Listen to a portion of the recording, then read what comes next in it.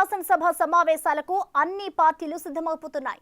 ప్రతిపక్ష పార్టీని ప్రజల్లో ఎండగట్టడానికే అధికార పార్టీ సమావేశాలు నిర్వహిస్తోందా అంటే అవుననే ప్రచారమే గట్టిగా జరుగుతోంది.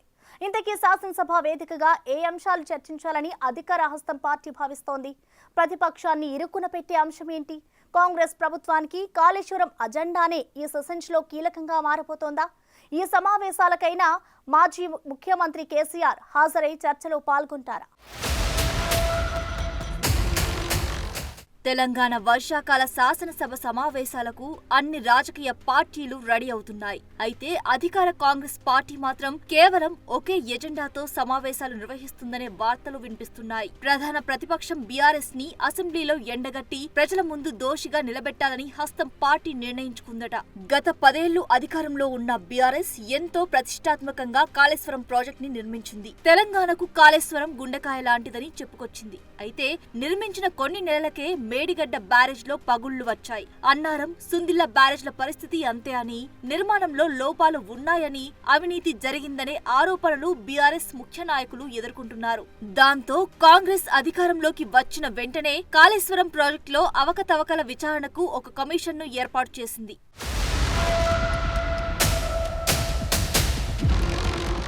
జస్టిస్ ఘోష్ ఆధ్వర్యంలో ఒక కమిషన్ను ఏర్పాటు చేసింది కాంగ్రెస్ సర్కార్. ఈ కమిషన్ దాదాపు ఏడాది పైనే గులాబీ నాయకులు, అప్పటి అధికారులను విచారించి నివేదికను తయారు చేసి ప్రభుత్వానికి సమర్పించింది. ఈఎన్సీ అధికారులను, రిటైర్డ్ ఇంజనీర్లను, ప్రాజెక్ట్ నిర్మాణ సమయంలో నీటిపారుదల principal secretary, finance secretary, barrage నిర్మించిన సంస్థల ప్రతినిధులు, కార్పొరేషన్ చైర్మన్, మాజీ సీఎం కేసీఆర్, మాజీ మంత్రులు హరీష్ రావు, ఈటెల రాజేందర్లను కమిషన్ విచారించి వారి వద్ద నుండి ఆఫిడవిట్లను తీసుకుంది. ప్రభుత్వం నుండి అప్పటి కేబినెట్ లో చర్చించిన మినిట్స్, కేబినెట్ ఆమోదం వంటి అన్ని ఫైల్స్ తీసుకుంది. సుమారు 600కి పైగా పేజీలతో ఒక రిపోర్ట్ సిద్ధం చేసి ప్రభుత్వానికి అందజేసింది.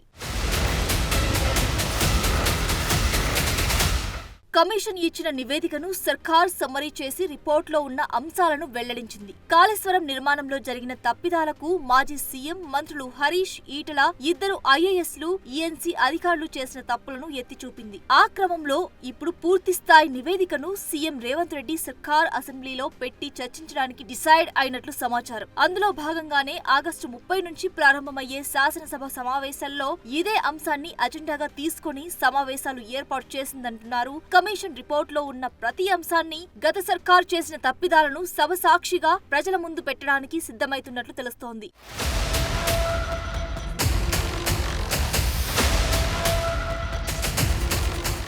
ఒకవైపు మా హయాంలో ఎలాంటి తప్పు జరగలేదని బీఆర్ఎస్ నాయకులు చెబుతున్నారు. ప్రభుత్వం తమకు నచ్చినట్లు నివేదిక సిద్ధం చేసుకుందని విమర్శిస్తున్నారు. ఈ కమిషన్ రిపోర్ట్ ను కొట్టేయాలని మాజీ సీఎం కేసీఆర్, మాజీ మంత్రి హరీష్ రావు హైకోర్టులో వేరువేరుగా పిటిషన్లు వేశారు. అయితే స్టే ఇవ్వడానికి కుదరదని కోర్టు వారి పిటిషన్లను కొట్టివేసింది. తప్పే చేయలేదు అంటున్నారు. కోర్టుకు ఎందుకు వెళ్లారని అధికార పార్టీ బాణం గులాబీ పార్టీని టార్గెట్ చేస్తోంది. ఆ క్రమంలో ఈ అంశాన్ని సైతం సభలో లేవనెత్తడానికి రెడీ అయింది.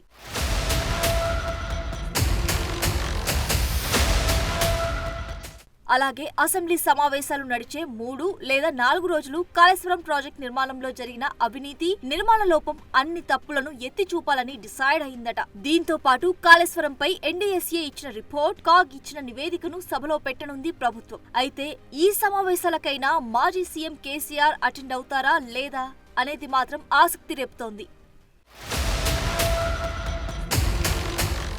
శాసనసభ సమావేశాల్లో కాళేశ్వరం కమిషన్ రిపోర్ట్తో పాటు 42% బీసీ రిజర్వేషన్ అంశంపై, ఇటీవలే కురిసిన వర్షాలకు దెబ్బతిన్న పంటలు, జరిగిన నష్టం, ప్రభుత్వం చేసిన సహాయక చర్యలపై కూడా చర్చించే అవకాశం ఉన్నట్లు సమాచారం. మరి ప్రధాన ప్రతిపక్షం కాళేశ్వరం కమిషన్ నివేదికపై ఎలా డిఫెండ్ చేసుకుంటుందో, ఎలాంటి అస్త్రాలతో సభలోకి వస్తుందో అనేది ఆసక్తికరంగా మారింది.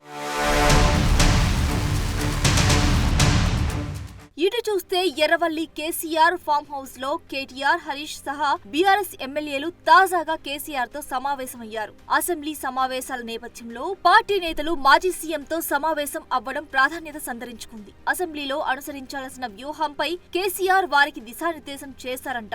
మరోవైపు అసెంబ్లీలో కాళేశ్వరం కమిషన్ నివేదికపై చర్చించాల్సిన అంశాలపై ప్రభుత్వ పెద్దలు చర్చించారు. ఈ నేపథ్యంలో అసెంబ్లీలో కాళేశ్వరం కమిషన్ నివేదికపై చర్చించేందుకు తమకు తగినంత సమయం ఇవ్వాలని బీఆర్ఎస్ ఎమ్మెల్యేలు కోరారని నిర్ణయించుకున్నారు. మరి ఈ అసెంబ్లీ సెషన్స్ లో కాళేశ్వరం వేడి ఏ రేంజ్ లో ఉంటుందో చూడాలి.